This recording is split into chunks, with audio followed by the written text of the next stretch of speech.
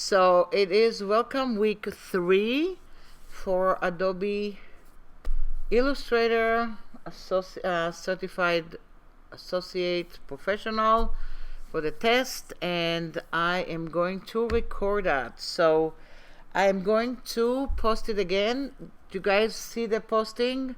I have a link there. You every now and then, if the link is not okay, let me know, because sometimes I'll post something by mistake and people tell me a lot later. So I save all the recording, so if anything, if you bring a USB also, I can give you the recording a week later on a USB. So I have it all here, so we always have that. So what we're going to do today we are going to work with some shapes again, like last week, but this time we're going to look at combination of shapes, and that's something that's a lot in the test as well, because what they're going to do is they're going to give you, the idea is I'm kind of trying to explain how the test in Illustrator is, because we're going to do a lot of stuff that you're going to do in real life in Illustrator, but in the test you don't have to do so much. They're going to give you like a square and a star, and they're going to tell you to combine it. They're going to tell you all kind of stuff, and they're going to tell you to do something with it. So I'm going to go to File and Open. We're just starting. Welcome. Hello. Nice to see you here with us. And like I said before, we are recording it. So I'm going to go to Weekly Assets, and I'm going to go, and it's week 3 already. Wow. I'm going to go to week 3, and what we're going to do here, there's a lot of stuff that we're going to work. One of them says Layers Magic. And then I kind of want you to open the Shape Layer AI. You see that Layer Magic, week 3. And you probably have seen this image hundreds of times, because I use it for a lot of stuff, because it's kind of like a fun image to look. But what I really want you to see is click on the Layers panel and bring it out. And when I'm saying Layers Magic, I kind of want to show you how to play with the layers in Illustrator, and also what are they going to ask you in the test to do. Because the layer, first of all, the layer in Illustrator is really for organization only. What does it mean? If you decide to design something and build a whole thing with Illustrator and you want to work with one layer, still okay. So basically it is for organization. And why is that? Because it's all object oriented. So no matter what you do, every time you click on something, you create something. And that's not a layer, that's a path or an object within a layer. So they might ask you what are layers for, and yes, the answer will be, they might tell you for this, for this, for this, and then probably mainly for organization, as opposed to Photoshop that you have to use layers because it's pixels, and if you don't use layers, it's not going to be good. So what do we have now here? You're kind of familiar with this file already. You have the circle, the line, star, flower, back circle, and orange, right? And then on the left side you do have the visibility buttons. So if I'm going to go in and start turning it off, this is what you're going to do that. So sometime you will have a screenshot on the screen in the test with little letters on it, A, B, C, D, E, and they're going to tell you, what is this one? And they're going to have what it is, but you're going to say A is the visibility button, D is the name. You know, you have to kind of match it. So what does it mean? This is the visibility button. In the middle of it, that toggle to lock and not lock. Do you see that? Right now, nothing is locked. Then over here, you can see now we have a little twisty, like an arrow, that you know that's something in there. And if I open the orange, I have a group in there. So you might have a screenshot that looks like that, and then you're going to have arrows to it, and they're going to ask you what it is. It might not say group, it might say flower, but you know it is a group. Does that make sense? So I'm going to close it. And then all the way up here, that's the flyout menu, which is your option panel. And if you click here, what do you see here? New layer and all kind of stuff. Why is it grayed out right now, most of it? Because I did not select anything. And if I did not select anything, it is grayed out except flatten artwork, hide others, outline others, lock others, paste remember layers, and panel option. So what we're doing, we opened, we are looking at Layer Magic. It's in week 3. There's a folder named Layer Magic, and we opened Shape Layers AI. We're just looking at it, right? Because what we're doing is, that's something they're going to ask you in the test. What is everything? So what are these little guys? These little circles here, click to target, drag, move, or appear. So basically, this is the place that you target a layer or select it. And then this is the flyout menu or the option. What do you have all the way down? You delete a layer or a path. You create a new layer. You can create a new sublayer. You can release or make a clipping mask. You can locate an object. And then you have a place that says collect for export. And it tells you that it's 6 layers. That's it. Now I'm going to do File and Open. And then I wanted you to open Green Shape AI. And then look what I have over here. Of course, it's the same image, right? You can see what I did. I didn't create something new. I just changed the color. So here's another situation. And look what you have here. It is the same thing, but what do we have here? Not a layer and not even a group. Do you see that? Nothing. So you kind of like started the design and then just did something. So they might ask you the following. And let's say I'm going to close that. What if I'm selecting something? Let's say you don't even know where it is in the layers panel. I'm going to go to the flyout menu here. I'm going to go to panel option, and I'm going to go to other, and I'm going to make the options of the panel a little bit bigger because I want you to see the thumbnail a little bit bigger. Could be a question, and we'll do it together right now. And they're going to ask you, select the green circle, group them, and call it green. So we're going to go in and select the green circle. They might tell you select it with one click, but doesn't really matter. I'm going to select one. I'm going to go to select, same, and I'm going to say I want to select same, let's say fill color.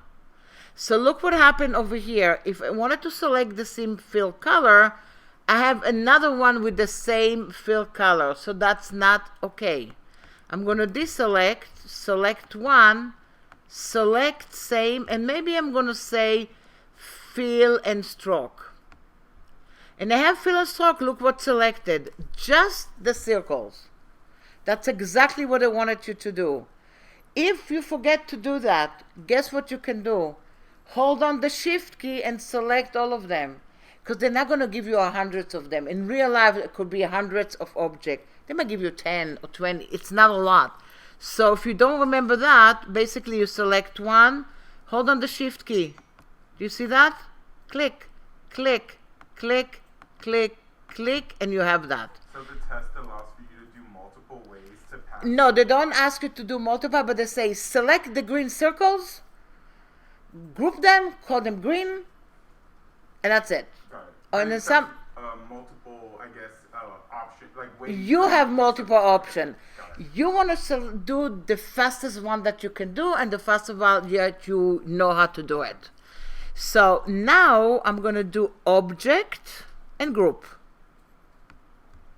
And then it is grouped already, but remember how they want to call it? They want to call it green.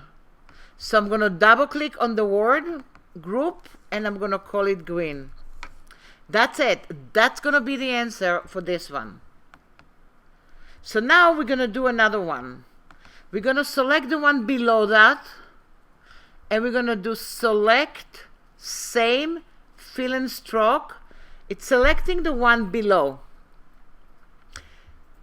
Object, group, and then they want to call you dark circles.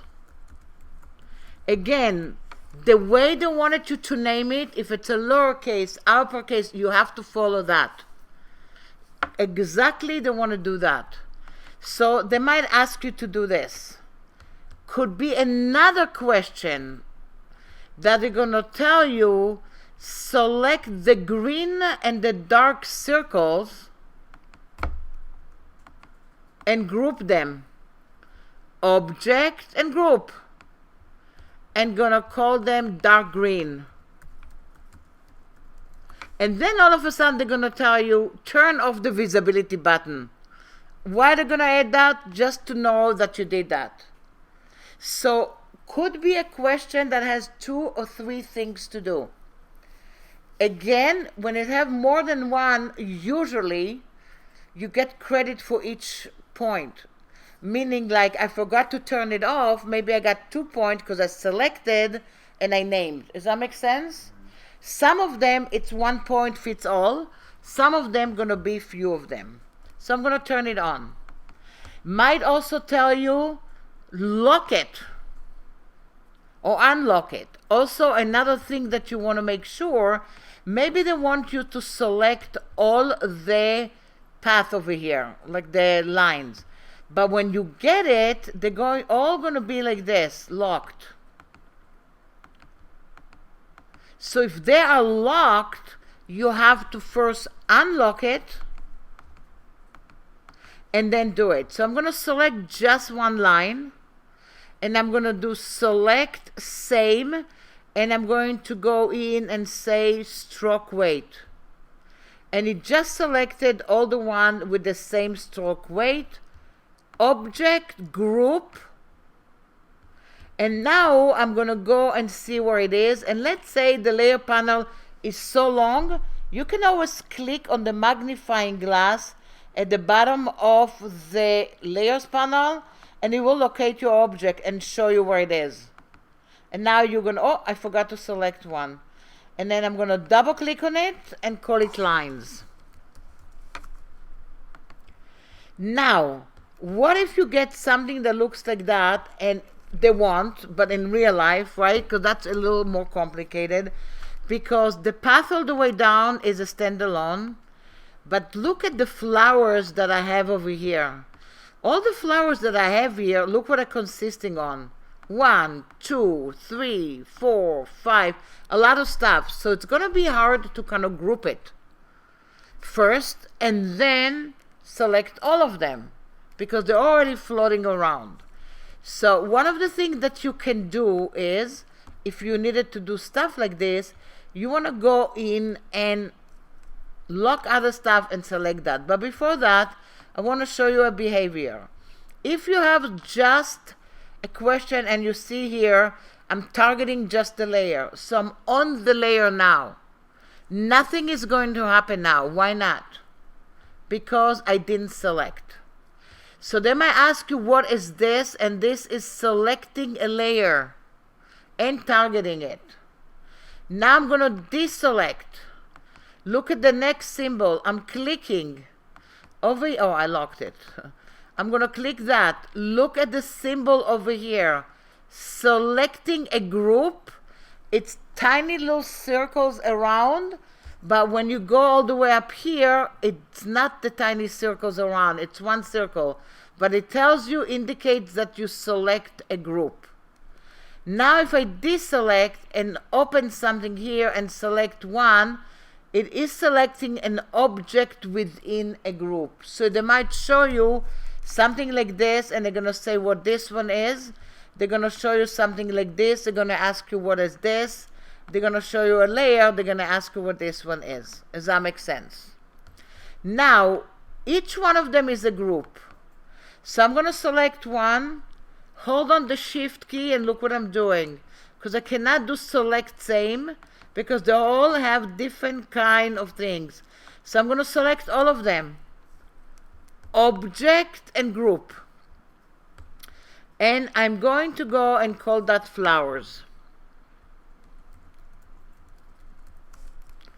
And then I want to have the others, and all what I have is the stars in the middle. I'm going to select that, and I'm going to make that to stars. Object group, stars. So what do I have now on my screen?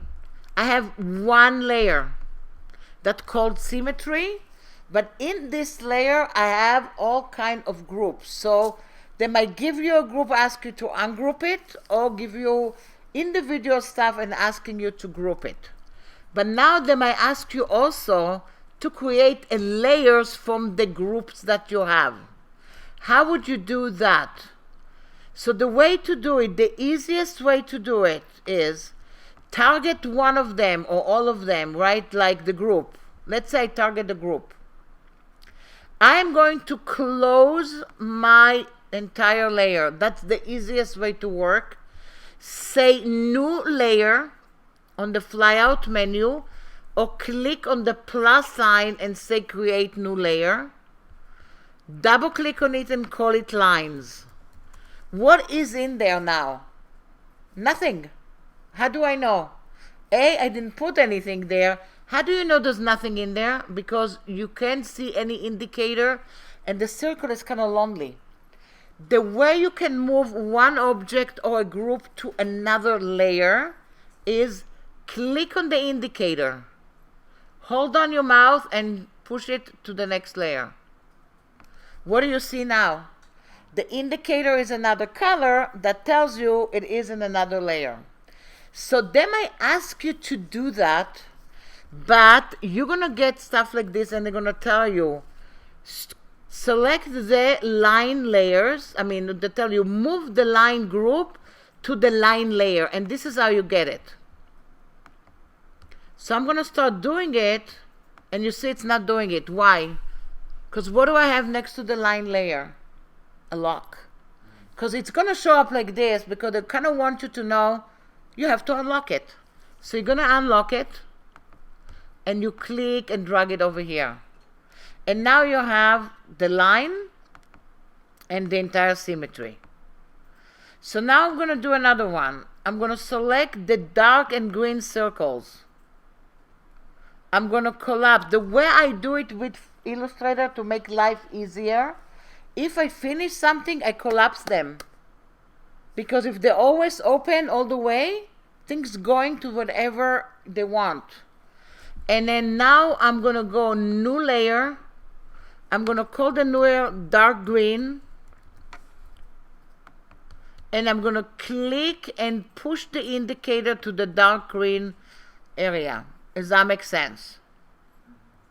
So now I have dark green and I have this one. Oh, this one had something that is a standalone because it wasn't part of, was I locking it or something? I probably did something to it, and because when I was doing something and showed you, maybe I locked something. And then I have the line here. Yep, you see why this line didn't move? I didn't even mean to do it. But you see, remember before when I showed you how to lock? I locked all the line. I forgot to unlock this one. And that's why I couldn't group it. With the others, it stays there. The way you do it, that's it. So I'm going to unlock it. I'm going to select that. I'm going to click it. And I'm going to go and put it somewhere in the lines. So now I can go in. And my line group is going to be okay. On and off. And now all of them are together. So now I want to do the rest. I'm going to go flower, new layer, and I'm going to call it flower. And now I'm going to click and drag the indicator to the new layer. So now I have this one, and this one, and that one. So the last one actually is the stars. I'm going to do a new layer, and I'm going to call it stars. And then I'm going to click and drag it over. So now everything is really working for me. It looks like the other one. The only thing that looks maybe a little bit different, I don't even remember how the other one was. Yes, the other one had the line below. So the hierarchy, I am going to go to the line and put it below the stars. And you see now, that's the right hierarchy. So you can relayer everything that you have again anytime that you have it. So you can design without thinking layers and then go and send them anywhere that you have. Another time you can do, they might ask you to go in and select 2 layers. And then they want to go back you and say merge selected. And you can see what happened now. These 2 are kind of selected. And they might want you to go in and call it flower and lines and greens. If you put a folder, like I have my like green dots in my lines layer, how do I make it like be its own? To take it out, right. Let's look at that. What if by mistake I tick the dark green and I'm putting it here, right? Yeah. So now I'm going to open that. And then I'm going to look at the lines here, and I'm going to see where did I do that, and then where do I have the line green? Oh, I put it in the stars. So I'm going to go back here, and you can push it out. And now it's out. You can push it in, you can push it out. Click on it, drag it out. See, I'm dragging it out. So this is why I always like to work, if I don't need to do anything, I'm collapsing. Because if you're going to start, let's say you're going to work like this, and a lot of people do that in Illustrator, and like that. Look what's going on there. If you're going to start working like this, and you're going to start designing something, whatever the object is, it's going to decide to go to whatever he wants. But if I finish something, and I'm going to go, let's say, and I'm selecting something and I'm done. And let's say I don't want to work anymore with the flowers. I don't want to work anymore with the star. And with the line, look what I'm doing. I'm locking them because maybe now I just want to work with the background. So I'm collapsing it and even locking it for myself so nothing is going to move. Because they are objects, they have a mind of their own. They are flying all over the place. So I always tell people, finish something, collapse, uncollapse, collapse, uncollapse. Once you get used to it, it's all really good. So now, I'm going to go in, and this is all layered because we layered it, right? We could have gone on to this one here and go in and flatten it, because it could be a question that they're going to tell you, flatten to your artwork. And that's the artwork that you want to go in and flatten. And it's going to go in and flatten the artwork. And it goes to the last one that you are working on. You can also go back here, select everything that you have, and say collect to a new layer. And that's going to be called layer 7, and now you're going to name it. Does that make sense? So either flatten current one, or collect to a new layer, and now it's going to be a new layer, and you're going to go in and save it. So what does it mean also sub-layers? We're going to take a look at it in a minute as well. Not a lot of people are using it that much, but if you have a lot of stuff, you might use actually sub-layers as well. But before that, you can see here I have one layer over here only. I'm going to go into, let's say, I want to go back to the green, and you can see here I have 1, 2, 3, 4 layers. Let's say in real life I want to select the whole thing and put it with the layers on the other image, because I already named the layers and I did the work. In this case, you can see the files are very small, but in real life you might have 7 layers and hundreds of objects in between, and they were all grouped, so you really want to pay attention to them. So I'm going to do select all. Everything is selected, and look what you see here. When you select all, you see where is each one of them, because you see different indicators. So you know which one is where based on the colors that you have here. And then you're going to see edit and copy. And now I'm going to go back to this area here, and then I'm going to say edit and paste. And look what happened, and I pasted it, and look what happened. Where did it go? exactly inside layer 7. And if I'm going to open that, look what's going to happen here. It's going to go a mess and all the groups are there, and it's going to be hard for me to start working with it. So I'm going to Command Z it. And then when you copy and paste layers from one place to another, you got to tell the machine to remember that you copied layers. Where do you turn it on? In the flyout menu of the layers panel, you'll say paste remembers layers. It is off by default. I'm going to turn it on. Edit, paste in place. Look at that. And look how it placed it. Flower, star, line, symmetry, and then I have layer 7. Does that make sense? So you have to turn on paste remembers layers. If you need to copy layers to another area and you want to maintain the layers. Does that make sense? It is off by default. And they might ask you, what is it? And then the explanation is, take the copy of the layers and remember it when you paste it. If I don't want to have it, look at that. Now it's on. I can turn it off. What else do you have there? On the side, new layer, new sub-layer, duplicate, delete, delete hidden layer, option for the layer that I'm on, make a clipping that we're going to do that, enter isolation mode. So let's say I'm on the flower layer. I can go back here and then I can say new sub-layer.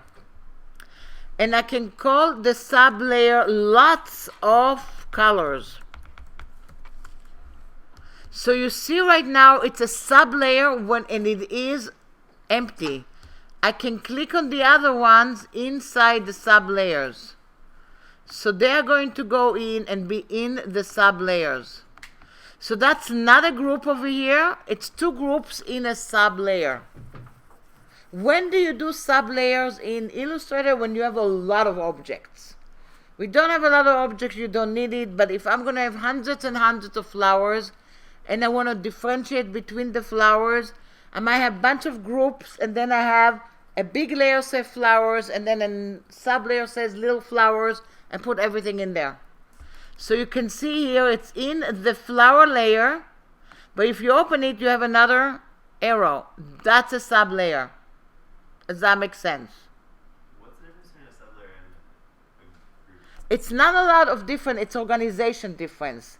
Because the group are going to be group, group, group. This is kind of like another layer below the main layer. But that's, if you don't want to work with that, you can just do grouping. Okay. It's just a sub-layer that goes in there, and in the sub-layer I have a group. That's a group and that's a group. So I can go back here to these two groups and select that and group it again, and then go back here and bring it out, and you see now the sub-layers is gone. I pulled it out and now it's off, and now I just have that, and just a group within a group. So sub-layers, two groups together kind of like sometimes serve as a sub-layer. Does that make sense? Now, what else can you do over here while you're working with that? If I'm selecting one here, I can go back here and then I can locate object. I can do that. If I click on it, I can also go back here and enter isolation mode right away from here. Instead of double clicking, I can enter isolation mode directly from here. Things that are not going to ask you what to do with it is release to layers and release to build so much, because it used to be some kind for animation and it's not for flash animation. Flash is gone, so it's just taking layer and releasing them to different kind of areas. Most of the time it's there, but nobody is going to ask you about it.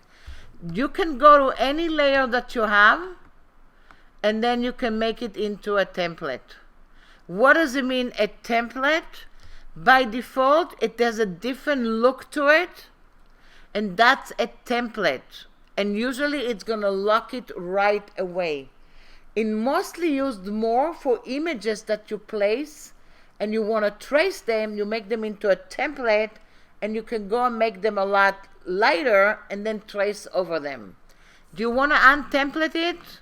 Go back here and untemplate it. What else do you have? You can go back here to the entire area and say outline or lock others or outline others. So outline others except the one you selected. So that's outlined. You can also go to view and preview again. And now everything is there. So mainly the outline is over here for everything. But if you select something and go to outline, that's when you can go back here and just go back here and say preview all layers, lock layers, hide others. So if you click hide others, look what happened.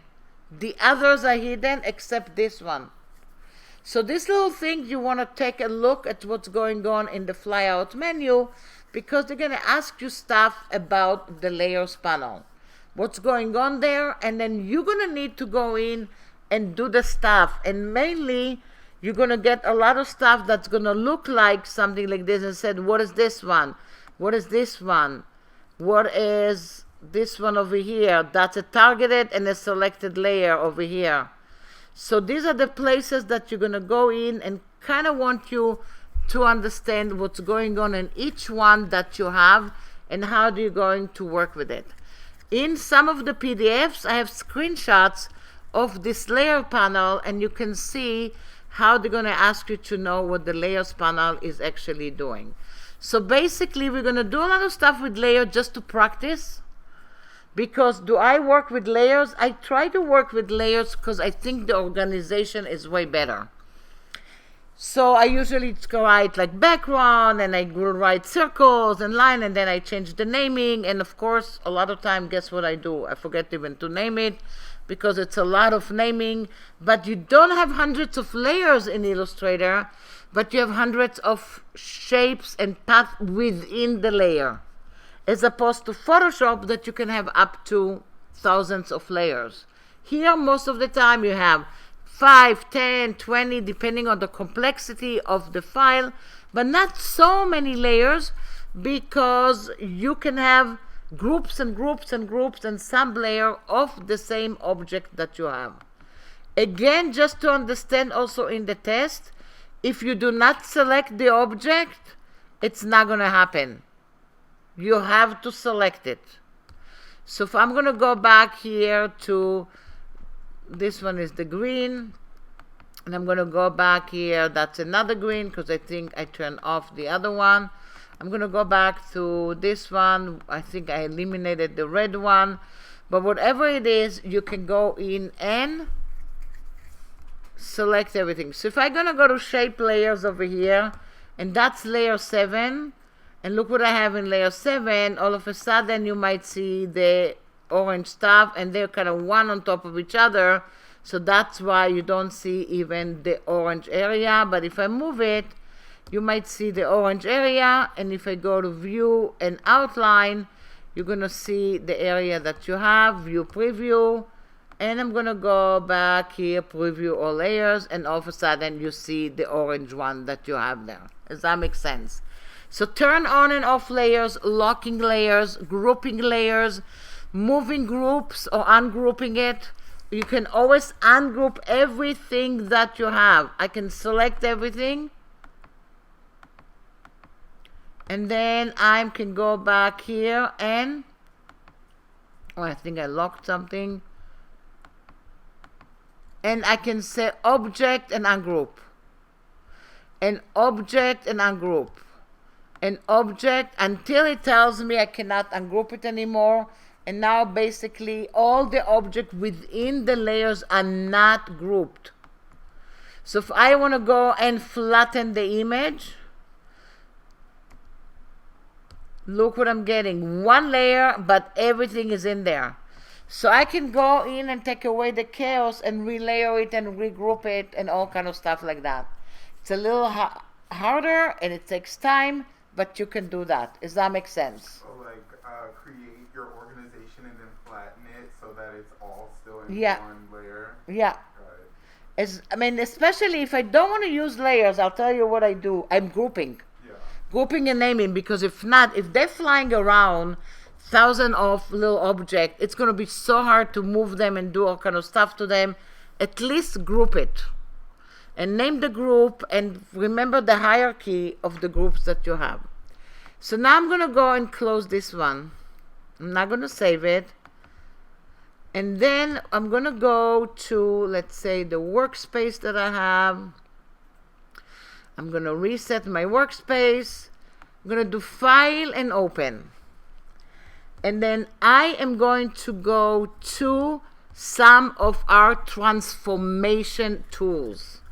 And you can see I divided them into Shape Builder, Knife, Pathfinder, Eraser, Align, all kind of names for it. Because they're going to ask you to do something and you're going to have to choose the tool that you want to work with to create something.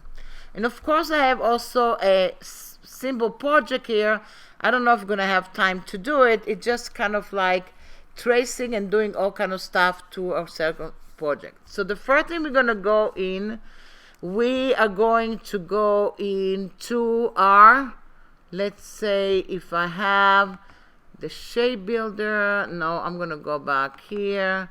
I thought I do have the Pathfinder, okay, I think I am missing one of them over here, but it's okay. We're going to just play with it. So the first thing we are going to do is we're going to look at the compound. I thought I had a copy of a compound. Do you have something that says compound there or not really? I didn't know. We had the same files that you saw. Okay, so I kind of forgot to put the compound in there. So we're going to do it ourselves. File and New. Oh, I'm sorry. We do have compound path. Yeah. Oh, you do have the compound, yeah, right? Compound path AI file. Yeah. Inside the week 3? Uh-huh. Okay. Oh, I do have. Oh, Pathfinder. I don't have it, or I do have it. You have a folder named Compound Path? Yeah. Yeah. And I don't. Okay. Why is that? Uh-oh. Do you have another week 3 file? Because I think the one that I downloaded was like a week 3.1 Okay. file, so you might have like a second one. Yeah, maybe I have a second one here. Let me just look at that in a second. Okay, I have week 4, week 3. Let's say this one I have here. Pathfinder. Okay, week 4. I have a new one here. Okay, I don't know why I don't have it here. I guess I didn't move it from the area that I had. Let me look for it over here. And let's see if we have it here. I think I can airdrop it to you. Okay. You want to try that? Sure, thank you. Accept, yay! Thank you. I don't know, I think I moved it from one computer to another, and you know how it is. Bang, it's not there. Okay, so I have that, and I'm going to go back here and put it in there. And I'm going to go into week 3, and then I have the Compound AI. It might be in some of my folders somewhere, but I'm going to double click on Compound AI. And I want you to double click on it, and what I want you to see first, that you have artboards here. And why did I put artboards over here? How do you reset the workspace? I went to my workspace all the way here, up on the upper right, and then my workspace was HANA USC, so I said reset USC. I'm resetting mine, and now it looks okay. So this is what I have here, and I did it in 4 artboards for the reason is, instead of us opening again and again a bunch of files, and let's look at our swatch panel over here. This is our swatch panel that belongs to this file. So you see all of us has the same swatch panel. That's how it works with Illustrator. So let's look at the first artboard. I'm going to zoom in, Command plus or minus or Control plus or minus to the first one here. I'm going to look at the layers panel. Over here, look what I did. I did not do layers. I have one layer says compound. I'm going to open it and look what I have. And purposely, I didn't want to group it because I wanted us to work with it. And I'm going to go to the flyout menu and say panel option. And I'm going to make it a little bit bigger, like 60. And let's say click OK. So you see they're really big. So what is a compound? And that's something they're going to ask you to do. Either create or do it from something that happened. A compound path is more than two objects together that you're combining in the same way and they become one. Compound path is almost always one object and one color. Cannot be two colors. Compound is always one. It's good to remember it because when we're going to start doing masking, you'll do a lot of masking to stuff that has a compound. So I'm going to select the green circle. Hold on the shift key and select the red circle. So do you see there's two selection here, and I'm going to go in and you can see it all the way in your layers panel. Going to move it here and look at that. It's selected in my layers panel. Do you see that? Now they want you maybe they have a name for it and they're going to tell you get the top image and make for it a compound. Object, compound path, make. Look what happened. What is the circle inside? Hollow. Hollow, exactly. If I deselect and go to view and say show transparency, that's hollow.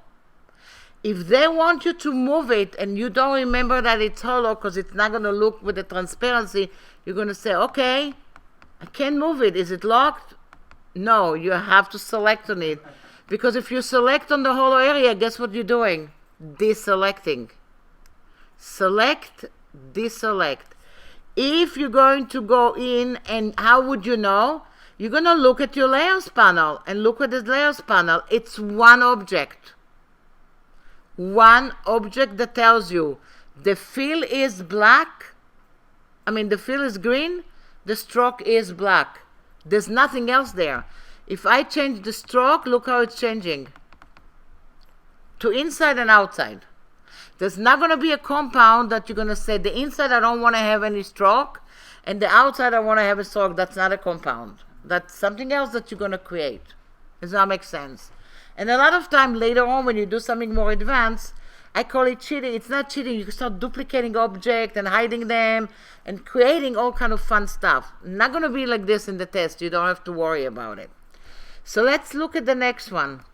1, 2, 3, and 4. Nobody said it has to be only two objects. Could be more. Object, compound, make. Look what happened here. It is one object. The little white ones are not white. If you want to create something like this and the white one are white, it's another way of doing it. It's working with a Pathfinder and creating something exactly like this, but it's not going to be one object. Does that make sense? So again, what if I take this guy and put it here and select this guy and go object and compound and make? Do you see what happens? They're going to start compounding each other. Every now and then, you're going to do something and one of the hollows are not going to be there for some reason. But most of the time, you continue and continue to compound it. Look what it is. It's one object. If I deselect, even select it to a direct selection tool, it's one object. I can go inside here and change the look, but it's still one object. Does that make sense? What is the difference between, like, if you wanted just the red to stay on the green and move with the object as you move it around? You group it. Oh, okay. And you do other stuff with it, not compounding it. Because look at the compound is one object. You see that? Yeah. One object. I could have done the same thing, and then I can group it and do other stuff, and then it's going to be almost everything with Illustrator that's more than one object, it's more than one path. Okay. Except if it is, I mean, yes, also gradient, it's one path, but it has a gradient in there. As soon as you introduce another color, it's more than one. Does that make sense? So I can do that. Let's say if I have this, let's say that's your question, right? Let's say you wanted a red circle on top of it, and you wanted it to be red, and you didn't want it to have even a stroke, and you wanted the design to look like that, right? So I'm going to select it, I might group it, and now I'm moving together. Got it. As soon as I select it, and I'm going to go in and make it to a compound, It's gonna. where is my green one? Absolutely went away. Does that make sense? So that's creating a compound. Let's hold on the space bar and look at the next artboard. So that's something called outline stroke. And what does it mean, outline stroke? If I wanted to create some kind of a rectangle that has something outside and an empty area inside, I might take two rectangles and put them one on top of each other and do a compound. But I might do something like this, and then I'm going to go into object and path and say outline stroke. And look what happened to the stroke. The stroke is no longer a stroke. What is it? The stroke is a fill right now. And it became like a compound. And if you go underneath it, if I turn off the fill from before, that's what I just did. The fill can be an individual one that I have. And if I'm going to go in and click on the fill and move it, because I outlined it, look what happened to the fill. The fill became a fill, and the outline and the stroke became a compound. Does that make sense? So you're going to do a lot of time outline stroke. Let's say this one is a line, and the line is 40 point. What if you want the line to become actually a rectangle? Object, path, outline stroke. Look at this. What is it now? It's a rectangle. Does that make sense? So that's another area that you're going to go and look for. Another thing with compound, they do not need to overlap. If they overlap, they can create a cutout, like a bagel hole or donut hole or something. But look at these two. 1 and 2. Object, compound, make. One object. Look at this. Look at my layer. Always look at the layer. Even if the layer just for organization, look at the layer for an assistant. Because the layer will assist you and let you read what's going on. I call it the helper. Because you can see here, it's one object. So I already know that, look at this, it says compound. Even though they're not overlapping. But look at that. I'm going to go to the direct selection tool. Click on this one over here, right? If I go in and click on one, and then move it, okay, now it's moving together. But let's say if I double click on it, and then gonna put it here, look what happens. Now, because they're overlapping all of a sudden, what is this? Empty. Does that make sense? If you want this one to be real white, that's another thing we're going to do today. That's a pathfinder. A pathfinder is just the opposite. It takes all the elements and cuts them, but leave them there. And then you can recolor them. So pathfinder has a lot of objects usually. A compound, one object. Does that make sense? What cases would people need a compound? What cases they just want to have one object, and maybe later they want to go in and put an image just inside here and inside here and not here. Okay. So to mask in Illustrator, and we're going to do that in the class, it has to be one object. You cannot mask inside a group, and you cannot mask for 5 of them. It has to be one by one. Because the compound is an object, one, I can place inside an image, and it's going to go into both sides. That's one of the reasons you're doing. Another stuff is, sometimes we type. Look at this. This is a typeface, right? It's Myriad Pro, it says Illustrator. I'm going to go to the next one below that, and I'm going to go to type, and we're going to do a lot of time with type, but I'm just going to show you that it's going to be a compound group. And I'm going to say create outline. So now, even if I make it bigger or smaller, what is this word Illustrator? No longer Myriad. And then if I'm looking at it, in my layered panel, it says a group.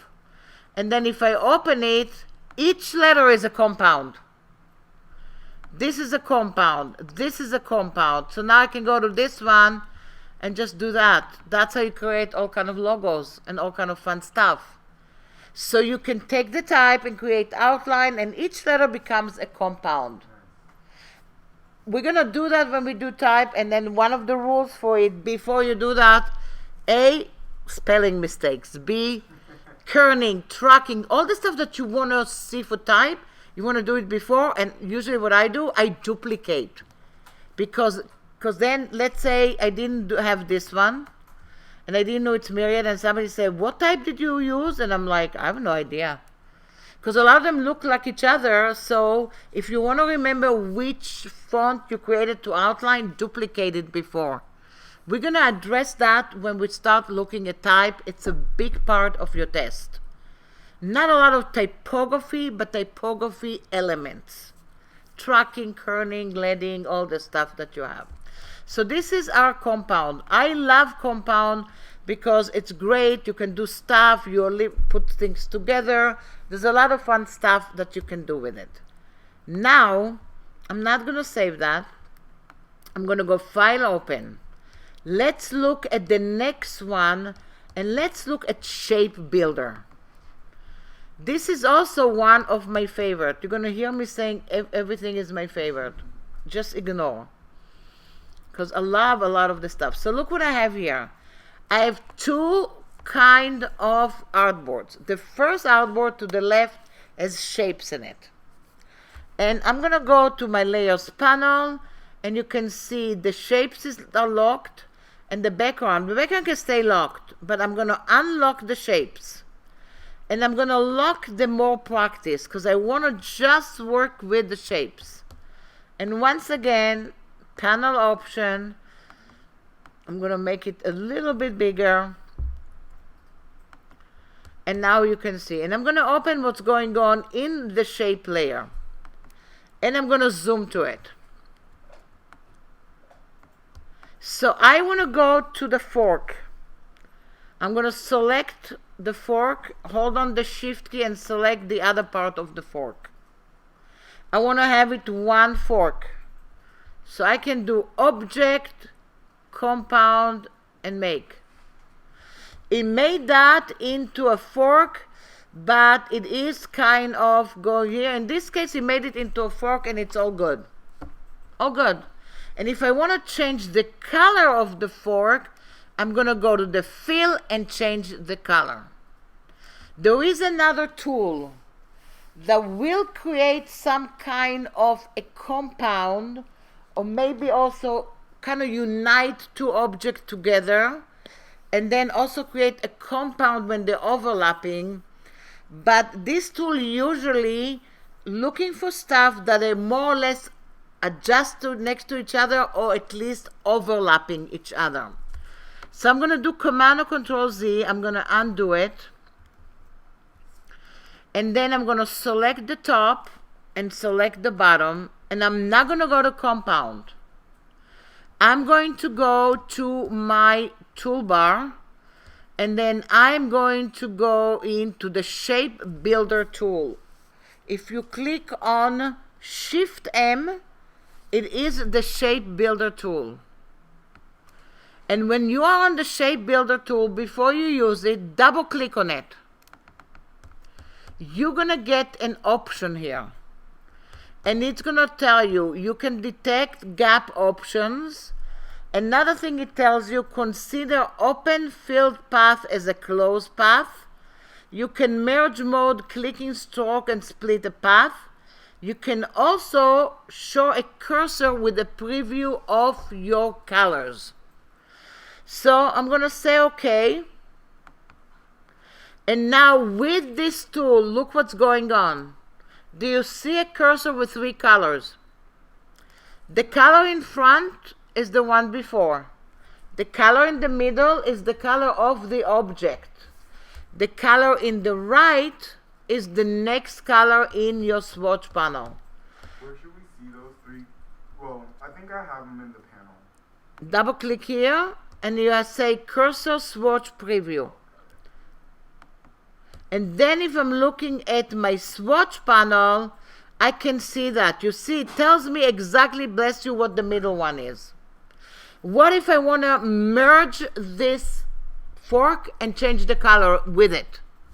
So I can go either to the arrow keys and tap up and down. You see here I'm going in and the middle one is yellow. I'm going to the arrow keys, my keyboard. And the middle one is red now, and look what I'm doing. Clicking on the fork, do you see a mesh on the fork and a plus sign, and drag a line?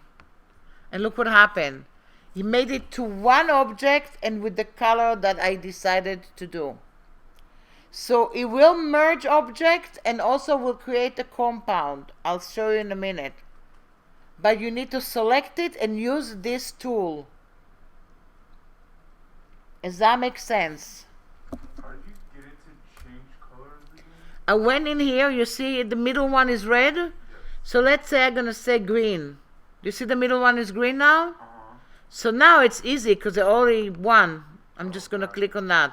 But before that, I made them together and it will take the middle color. If you don't change the color, it will use the color that you had before. What does it mean? Let's look at the cloud and the lightning. The first thing you do is select the cloud. You have to select it. Hold on the shift key, select the lightning. Do you see that? Both of them are selected. Now go to your shape builder. What do you see in the middle color? You see it has that kind of like the gradient. Do you see that? I click on the cloud. I don't want to change the color. Hold on my mouse and do a line and look what happened. One object. Does that make sense? So it's an immediate unite feature. But let's look at the other one over here. This one is a little different. I'm going to select the top of this tool. I forgot how you call this tool. Wrench, right? I'm going to select the top of the wrench. Hold on the shift key and select the bottom of the wrench. I'm going to the shape builder tool and it is kind of gray in the middle. Let's say I don't want to change the color. It's okay. I'm going to click and the overlapping, and now the wrench is one object. But what is this little guys here? They are part of the wrench, but actually nothing happened to them. So look what happened. If I move the wrench, there was supposed to be a place that I want to maybe do a compound. So I'm going to zoom, Command Z it, and I'm going to zoom into it. And look what I'm doing. Selecting the wrench, holding down the shift key and selecting the line inside, and selecting the circle. Now I want to go to my shape builder. I'm going to go down to the circle. I don't want to unite it. I want to punch it. Holding down the Option key or the Alt key, do you see a minus sign? Click. Do you see a minus sign here? Click. Oops. I shouldn't have done it before. I'm selecting one. Now I'm going to select all of this. And now I'm going to go in and select that. So you see here you have to do one by one. So see what happened now? Now the wrench is, this is hollow. Does that make sense? Holding down the Option key or Alt key will cut a hole in it. So look at this one. This one has windows, but the windows are white. I want them to be punched window. I'm going to zoom in. I'm going to select first the roof. Oops. The roof and the chimney. I'm going to go into my shape builder and I'm gonna go and make them together. Look at that. And now I'm gonna make them together. Now I'm gonna select the roof, and I'm going to go and select the house. And then I'm gonna go back here and make them together. So you see what happened? They are one, but if I select that, look what happened to the windows.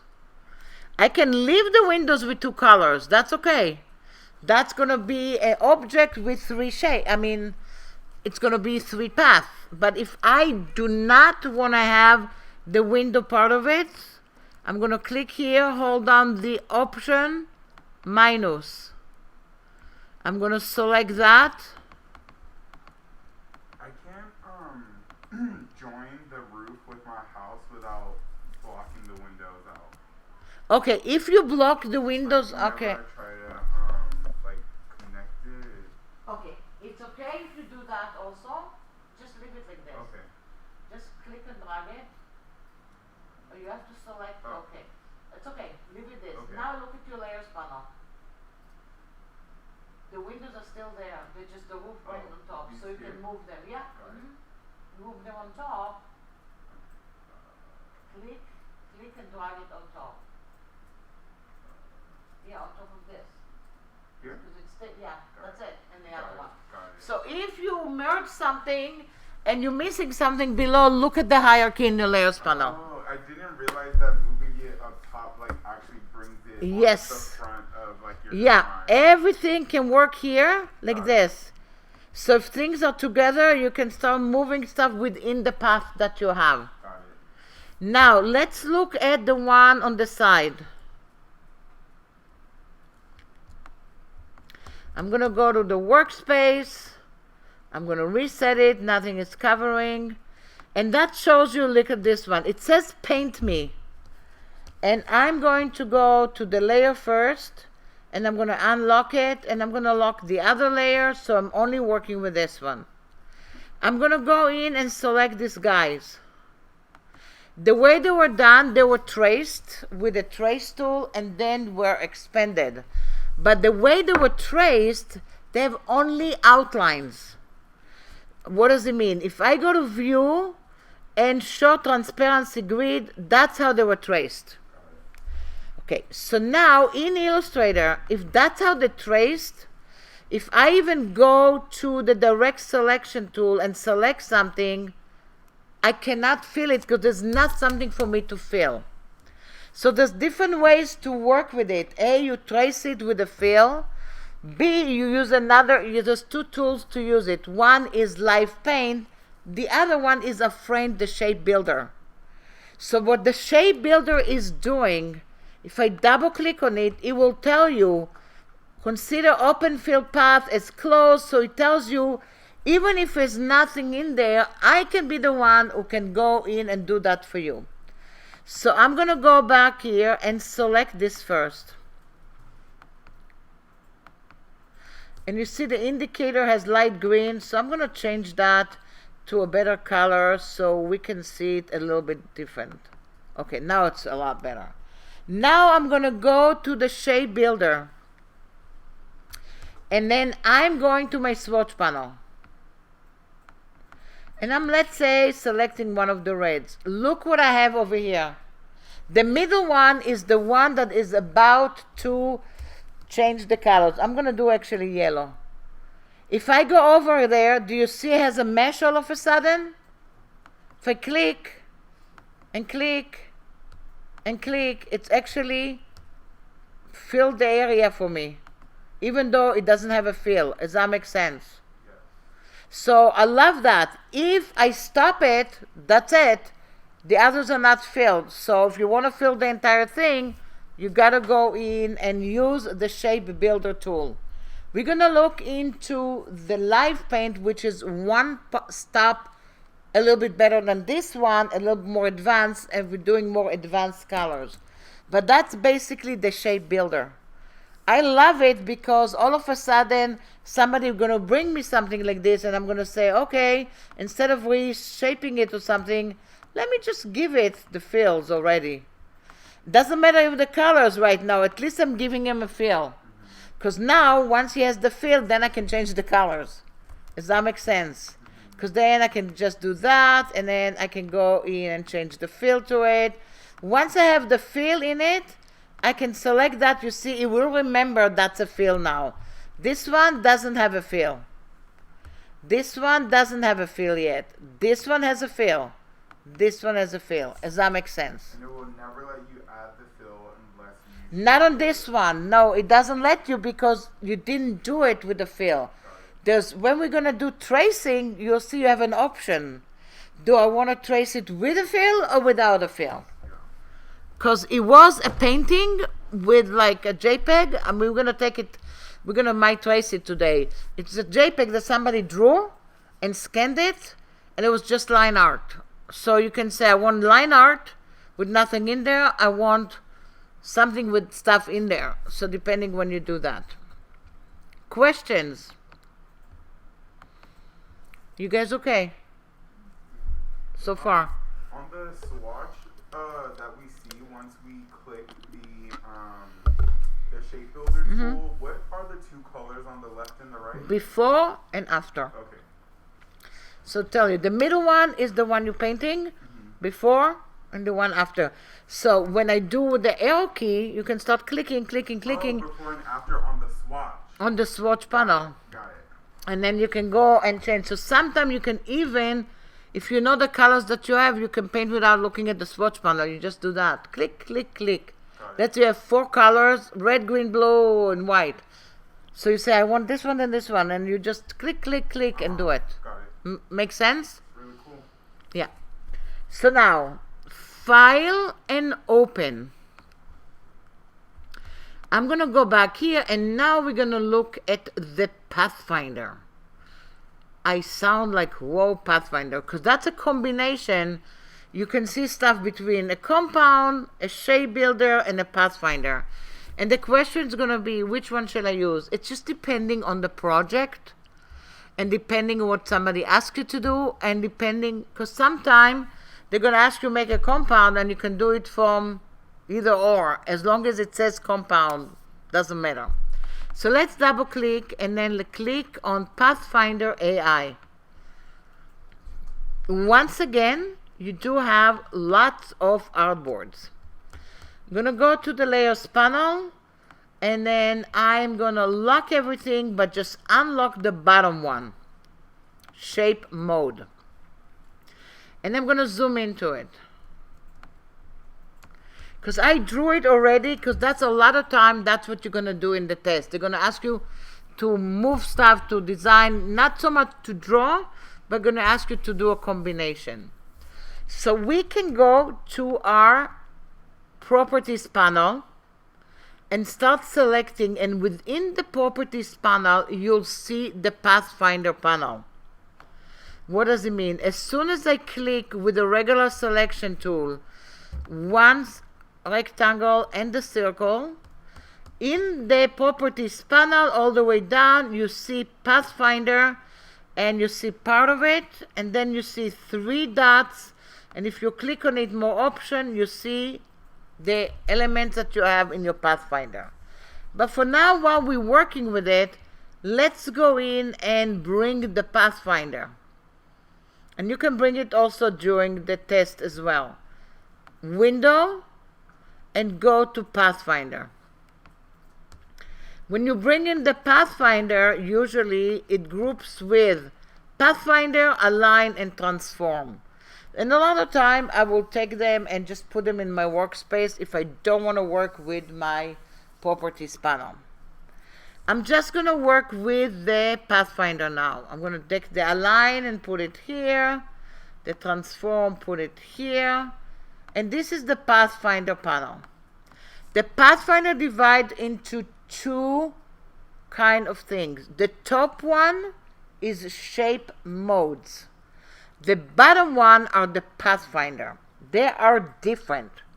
What does it mean? I'm going to go into the layers panel, and I'm going to go back here, panel option, make it, let's say 50, so I'm going to see everything, and I'm going to zoom out, and I can see what I have there. And I'm going to click here, and I'm basically going to select the bottom ones, the top one. It said shape mode and it says unite. So basically it is the top feature over here. It's unite. So it's almost like what the shape builder did for me. It will also do that. But it has something else behind the scene. Because the shape builder does it, and if you don't do Command Z and save the file, it is united. That's it. This one gives you an option to change your mind. So if I just click on unite, one click, it will unite it and makes it one color, exactly like the shape builder. But if I'm not sure how to unite it, while I'm clicking on the shape mode tools, I'm going to hold on the Option or Alt key and click on it. And look what happened. It is united, but you can see the two of them over here. And then when you're looking at the layers panel, it still tells you that it's two elements. You cannot anymore change the color. They are one color already.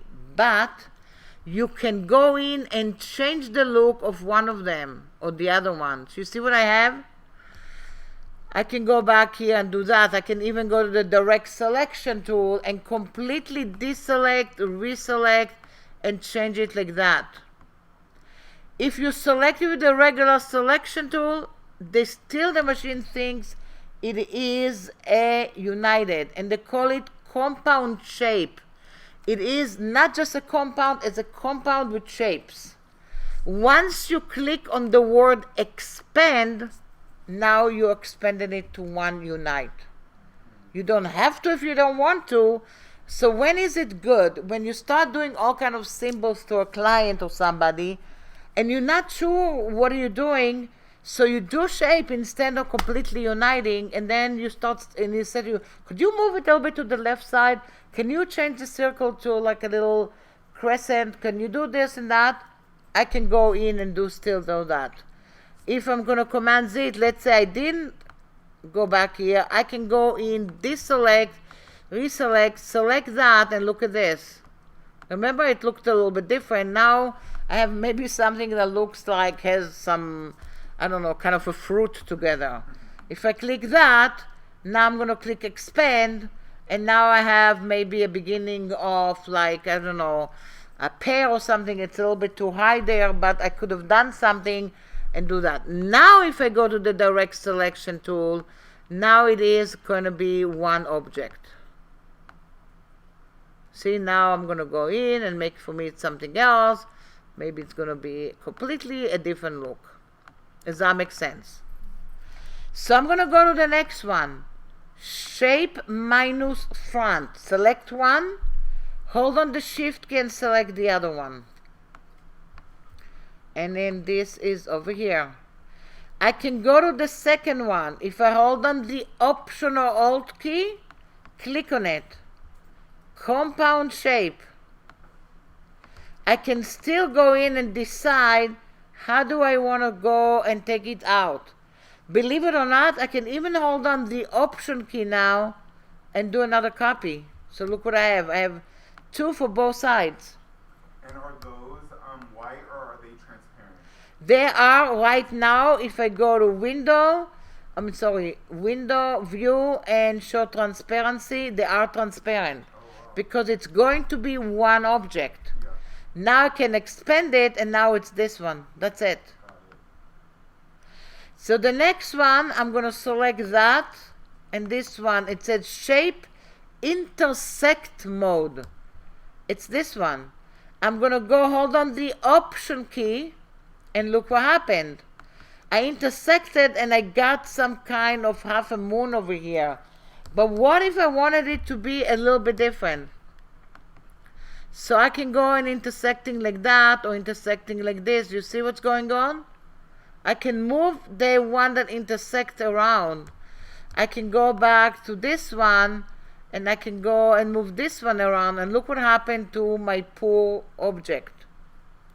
If I click expand, that's it. The last one is going into my exclude. So basically, guess what it's going to do? It's going to go in and do a real compound. If you click expand, it's basically creating a compound from the overlapping shapes. Does that make sense? So clicking on it without anything or holding anything with it is basically just doing it like I call it forever. And then option clicking it is actually going in and give you a option to move one of the element. They're already one color as soon as you click, even option click on it. But you still can go in and play with them. So I'm going to go to the shape mode and I'm going to lock it, and now I'm going to open the Pathfinder. So the Pathfinder was kind of your question that you asked before. What if I want to do and cut all kind of stuff, but I want to have colors? That's also going to do it for different kind of object. It's never going to be one object. And that's what the Pathfinder is doing. The Pathfinder is cutting. So whatever is overlapping, it's cutting it for a certain way and leaves it all different kind of objects. So what does it mean? The one that I love the best is the divide. I use it so much. I can't even tell you how much. And we're going to practice it in a second. I'm going to select one and hold on the shift can select the other one. And I'm going to the Pathfinder, the first symbol, divide. And look what happened. It looked like you divided, but you're going to say, I don't see any kind of changes over here. And then I'm going to go to my layers panel and I can see it here. Right away, the Pathfinder will make it into a group. I'm going to open it and look what I have in this group. I have one object over here that is this color. Maybe I'm going to go in and make it orange. I have another object over here that I'm going to go back here and maybe I'm going to make that blue. And I'm going to leave the other one as is. I can select any object here and I can move it.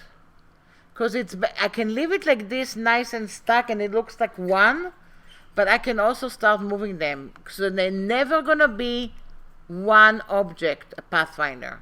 So I can double click on the blue, I'm isolating, and look what I'm doing. And I'm going to move that. I can go to the direct selection tool, I'm going to select that, I'm going to go and move it here. So you see, for one tool that I had, I can duplicate, I can do other stuff. They're going to take the overlapping and divide it. And we'll see, we'll divide something in a second a lot, and you'll see how much you can divide. You can divide one on top of the other one, and the other one, and the other one. Does that make sense? So the next one, they call it the trim. 1 and 2. If I click on it, look what happened. It basically took and trimmed the object from the other one. So it's really great for overlapping area when you start doing all kind of shapes and drawing, and it trims it and you can put the other image into the other area that you have. Does that make sense? So I can go back here. Again, it's going to make it into a group. And I can click here and look at that. I trimmed it. So this one kind of fits inside the other one. That used to be a rectangle, and now you see I trimmed it with this one. So I can go and make it different kind of colors. I'm sorry, can you do that? Can you do that again? Sure.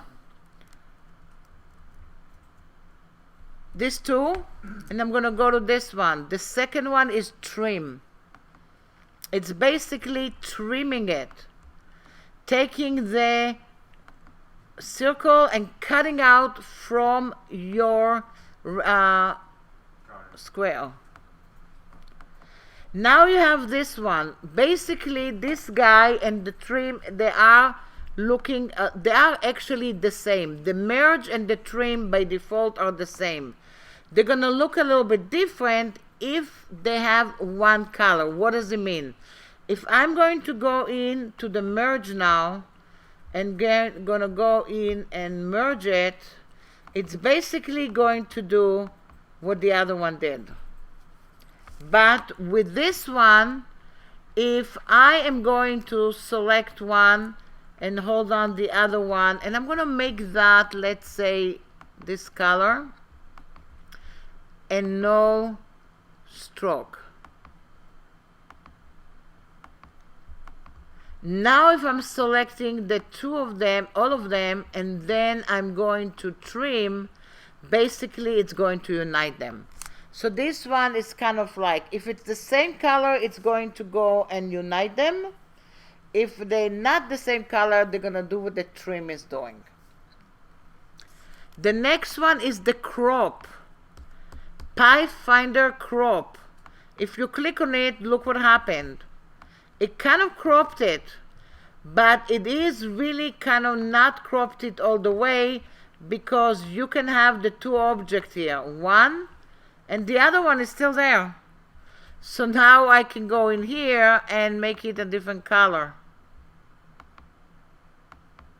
And look at this. So I'm going to select that, and all of a sudden, guess what it did? It divided it, my circle into two half circles. And that's the crop. Then I'm going to double click. The outline is really cool to do all kind of logos. You're going to go into the outline and look what it does. You're going to think it just did lines. I'm going to go and bring it and make it into some kind of stroke. But look at that. Because it is a Pathfinder, if I double click on that, look what happened. This is divided. This one is divided. This one is divided. And this one is divided. So all the areas that were overlapping became another shape. Does that make sense? How do you get them to retain the color that they Because I didn't change the color. It's not going to change the color if you don't change it, the Pathfinder.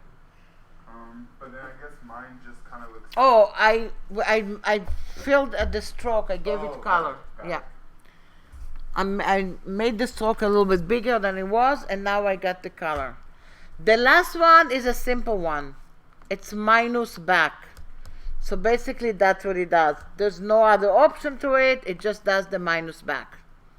So what you really need to remember, what everything is doing, and really you need to remember what the symbols that they have there. Because while you're working in LiDAR and you work with Illustrator, you can do it and see it. But if that's going to be a screenshot and asking you what is it, they're not going to give you a clue. Does that make sense? And then it might have something that looks like click, click, click, and you say what is A, what is B, what is C. So you kind of have to memorize them more or less and remember who they are. And also remember that you have a shape mode and a Pathfinder within the Pathfinder panel. Does that make sense? Are we good so far? Yes? I think so. I might have to watch this one again. Okay. And then that's why I'm recording it. Yeah. So we know, and we can go back to it anytime that we want. So now I'm going to go in and let's practice the next one. It's my favorite.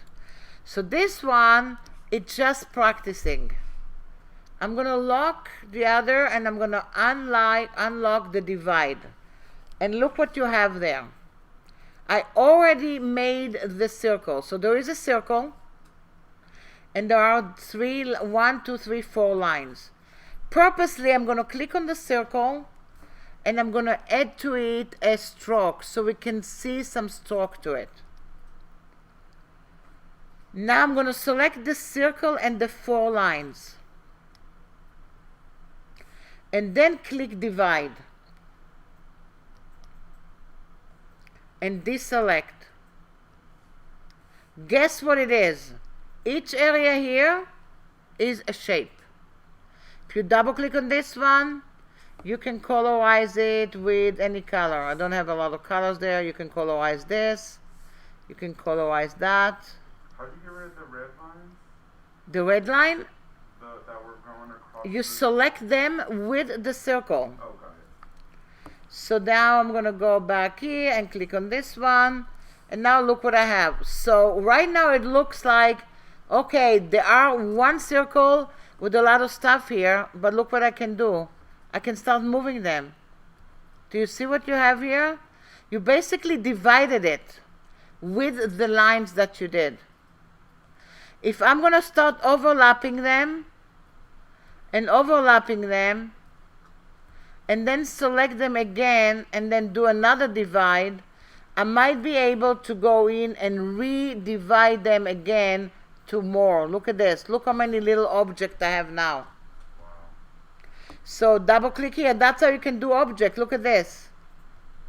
This one is 1. And this one is 1. And this one is 1. And look at this one. Wherever I overlap, look what I created. This one is 1. Look at this little guy. Because they were overlapping, they are divided. So the divide command is really great to cut out stuff and do all kind of fun stuff. Like something looks like an Easter egg or all kind of stuff like that. And then divide it again and again. And all what I did here, basically, I can go in. This is already divided here. What if I went into the line tool and just do another line and another line and another line and another line? Don't want to have this. I'm going to select that and I'm going to click divide. And I'm going to look for it over here and look what happened. Do you see what's going on there? Look how many little guys became over here. I can ungroup it if I want, or I can even go to my group selection tool and just do that. So look at this. Look at this little guy. Do you see it? Whatever I overlapped. So you can really go in and create a lot of little objects by using the divide command, or also colorize it. You can always have different colors, so you can do things that look like vitrages and windows and colorful windows and all kind of stuff like that. In another word, everything in the Pathfinder creates objects. It's not like a compound that it's one. It will recreate for you objects. Does that make sense?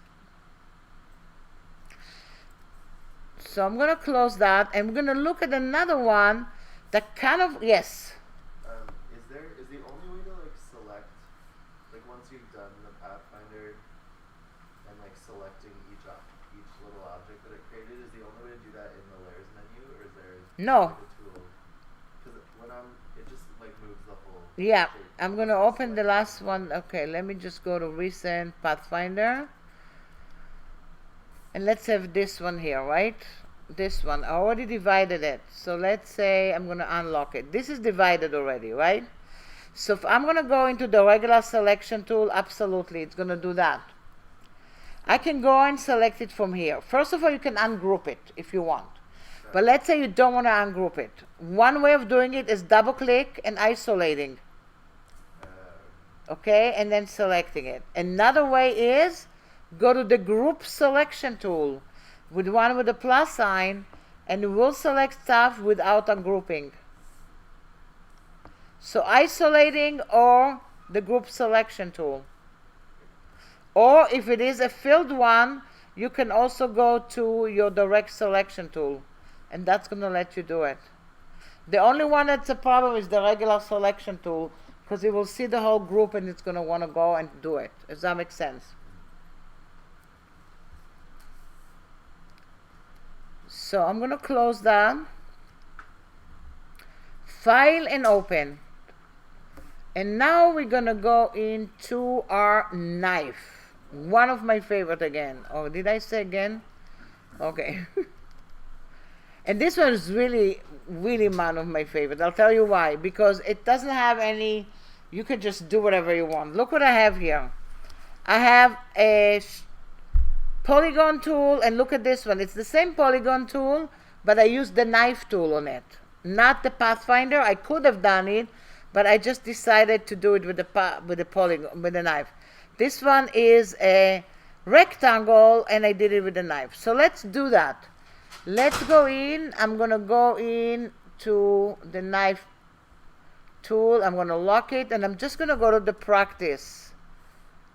And I'm not gonna lock that. And I'm gonna go in here and let's do the same thing. Let's do a polygon. And let's go and fill the polygon, let's say with green. How do you create the? Oh, I see.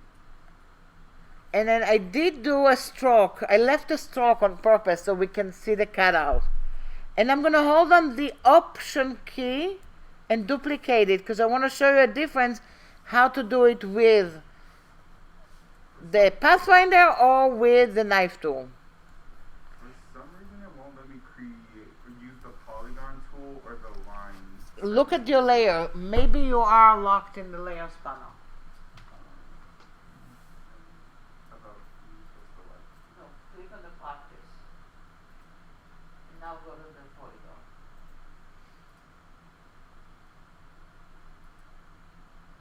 This one, when I was trying to do the line segment, it only clicked for some reason.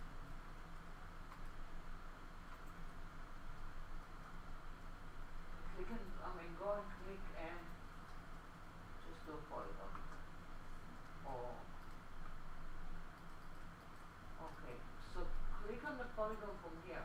Click inside here, click polygon, and now go to the screen. Okay. Yeah. Thank you. So now I'm gonna do, let's say, the polygon. Let's say I wanna cut the polygon. But now I don't wanna use Pathfinder, I wanna use the knife tool. So where is the knife tool? You see you have an eraser tool, a scissor, and a knife. If you click Shift E, you have 3 tools. I'm gonna click on the knife. What is the knife doing? Cutting.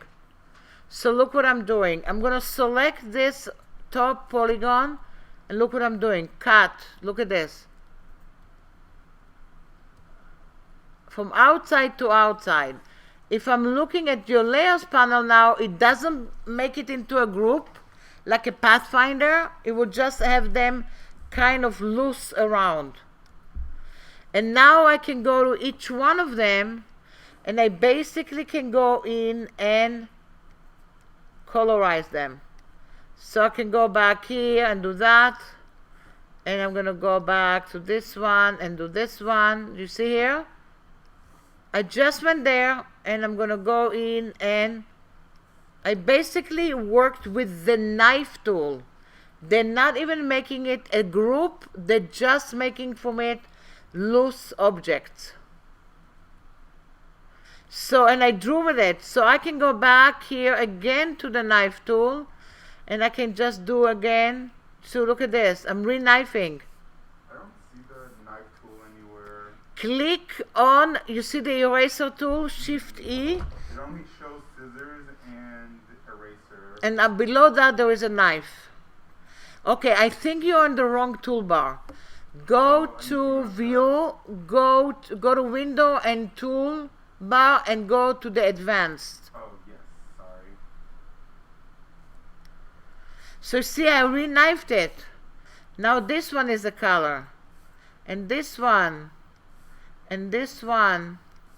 So it doesn't even make it into a group. It will just do stuff and I can create something fun and then I can group it if I want. Does that make sense? If you want to make it straight line, let's say I'm going to go to a rectangle. You go to the knife tool, you hold on the Option and Shift key and you do straight lines. You see that? Straight lines. Now I can go back here and I can select 1 and 2 and 3. Doesn't matter, I can even move them around. And 4 and 5. Does that make sense?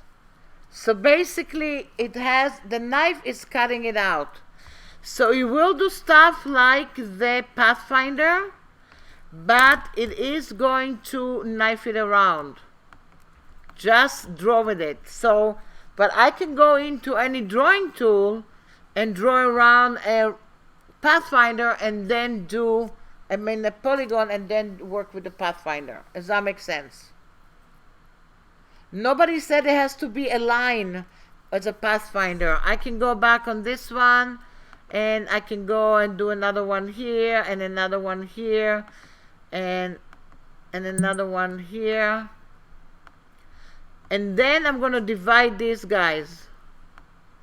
But this time I'm going to go in and use the pathfinder.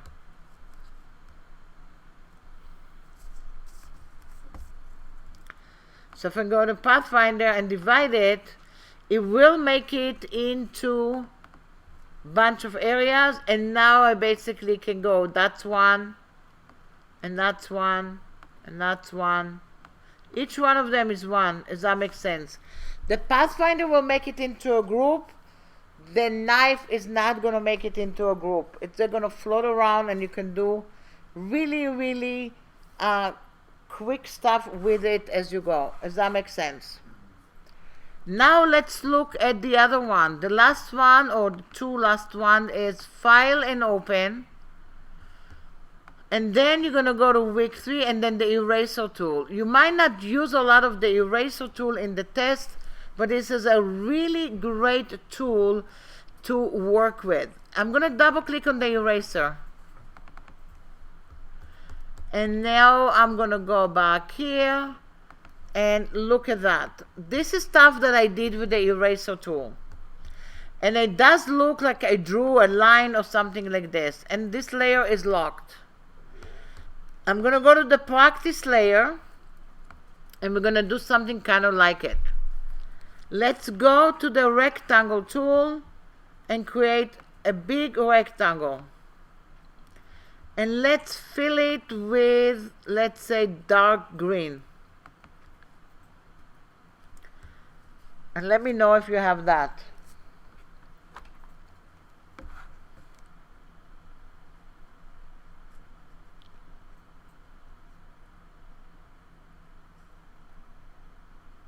Now I'm going to copy it, edit and copy. I'm copying this one. Edit and paste in front. So if I do paste in front, the last one that is selected is the one I just pasted.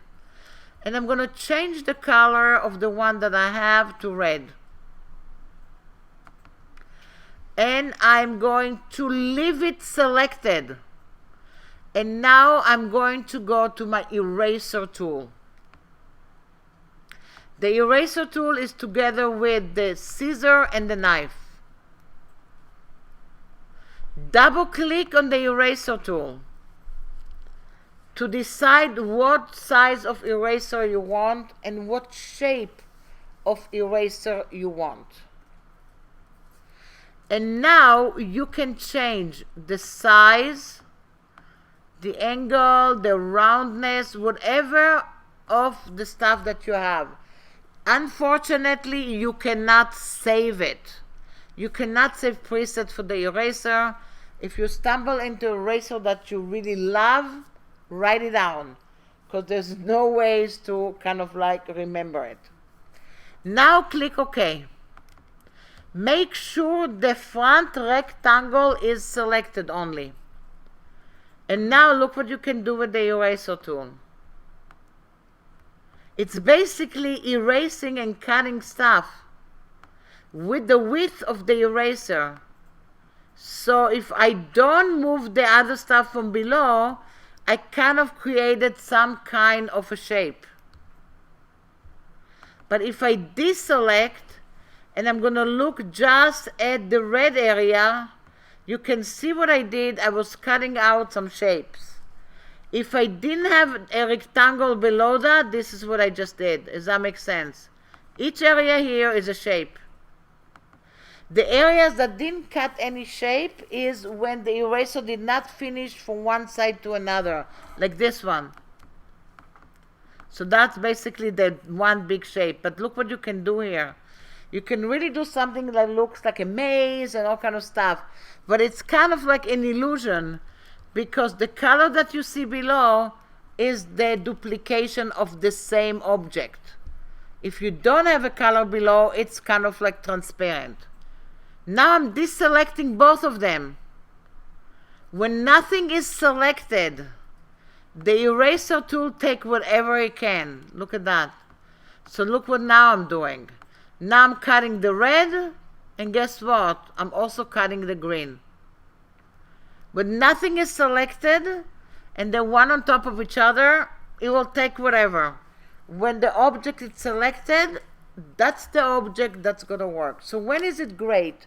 When you start tracing something on top of another background and just want to go around the trace and clean it, select just the trace and not the background, and then you can start cleaning some stuff to the area that you have. Does that make sense? Let's say if I just want to go and do stuff to this one, I will select it and look at that. Now I can trim it. And I just did it to this one because that was selected. So the eraser tool will erase everything that you have to a selected area, or just carve through everything while you're working with the stuff that you have. Does that make sense?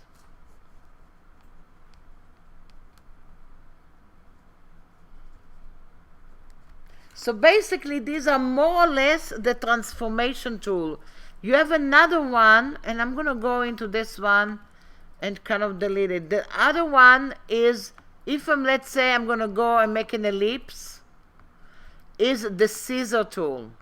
The scissor basically will cut areas on an anchor and cut here, and look at that, I'm cutting. And I'm cutting. All of a sudden I'm going to click somewhere else. It's going to tell you, please use the scissor tool on a segment or an anchor point, but not on the end point of a path. It just tells you you can't do it just like clicking. So on a segment or an anchor. So that's a segment. That's an anchor, which is already cut. But look at this. I'm cutting everything. So basically I took away the circle and look what I did to it. If you look at my layers panel while I'm doing it, you see it jumping? So now it's not even a group. So each area, look at that. So all of a sudden you can create all kind of fun stuff like this. Look what I have here. Different kind of shapes. Can I make it bigger? Absolutely. Can I go to the direct selection tool and click on that and do that? Absolutely. That's the power of Illustrator. Because this object, you make them and then something else can come up. So in the test, they're not going to tell you to do something crazy, but they're going to tell you to do stuff like this. Select one, add an anchor point, delete an anchor point, make it, and then you might do some stuff, and we're going to do it next week with the pen tool. You're going to have like little guides and tell you, push it to this area, push this one to another area. So mainly you have to look at the suggestion that they give you. Every now and then they're going to give you a question like, create a star with 6 points. And that's going to be an easy question, because all what you're going to need to do is click on the star, click one time on the screen, 6 point, click OK, that's it. That's the answer. So they're going to ask you sometime to build stuff. 90% of the time they're going to give you something already on the screen, and based on that you are going to go in and do the stuff that you need. Does that make sense? Mm-hmm. Great. There was something you did in the earlier part of this example where you made a copy of the green, you just made a copy that like literally went right on top of the other. Oh yeah, if I select that, edit and copy, you can say paste in front, paste in back, paste in place, paste on all artboards. So now if I do it on all the artboard, look at this. And it's in the same place. It's the same here. Edit, and that's the paste versions. So you can see them, and usually the one you paste, that's the one that's selected.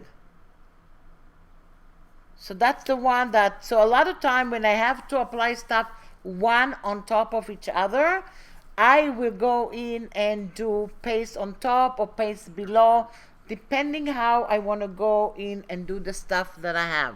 Does that make sense? So now, this is more or less that's what I'm going to ask you to do. So I kind of want you to understand how this test is going to be, because I do want you to also learn how to do Illustrator and work with Illustrator. Just want you to go to File and Open. And we don't have time to do all these, but you can see here, you're here, it's Symbol Project. So what do you have here? And this is something that maybe you can practice when you work with it. You have Symbol to Place. What are these? These are actually PNG files or TIFF files. So they are something, and they're very small. But you can see over here, look at this. It says icon, new sample, or another one. I'm going to double click on icons, new sample AI. And look what I have over here. What you have here is basically samples of stuff that were done only with shapes, lines, pathfinder, and transformation. Nothing else.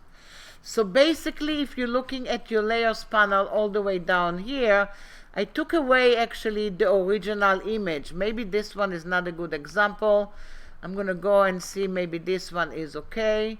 Again, that's the reference icons. You see here, I took them away.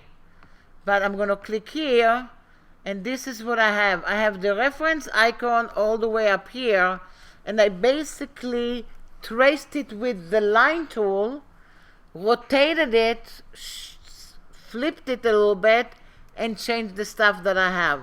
This one, as you see here, I have another one over here. And I have guides and things like this. So we're going to look at guides and grids and all kind of stuff while we start working. Probably we're going to do that more next week, because I don't want to start something that's going to be more massive just to where the end of the class. So what we're going to do next week, we are going to look at the trace tool. We are going to look at guides and grids a little bit more in depth. And we're going to start looking at the pen tool and the curvature tool. And that's going to be kind of like a long lesson to work with it. So before we leave, I want to ask you if you have any question, and if you have anything that you want me to go over. Because I know I put on you a lot of information already. Anything from all the transformation tool. One thing to remember also, which is super important, if you start, that's my panel, look at this, it's going away. Makes me always laugh.